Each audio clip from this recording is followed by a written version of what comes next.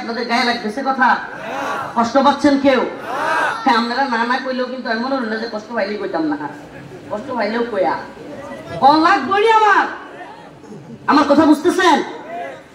আপনার দরকার তো ছিল সমাজের ওই স্কুলের মাস্টার, ওই মসজিদের ইমাম, ওই খতিব যিনি অল্প টাকা বেতন পায়, কোনো লালসা নাই, কোনো খায়সাত নাই নেতা হওয়ার।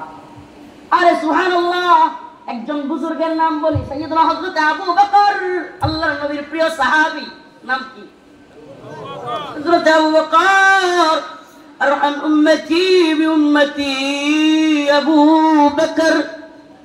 আল্লাহর নবী চলে গেলেন, সমস্ত সাহাবায়ে কেরাম পেরেশান, হয়রান। হাই হাই, নবী চলে গেছেন। সকলেই পেরেশান হয়ে গেল, সকলেই পেরেশান হয়ে গেল।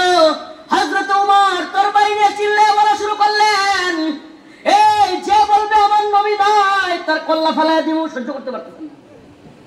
হযরত আবু বকর বলেন, ওই সময় সাহাবায়ে কেরামের মধ্যে কঠিন পরিস্থিতি তৈরি হলো।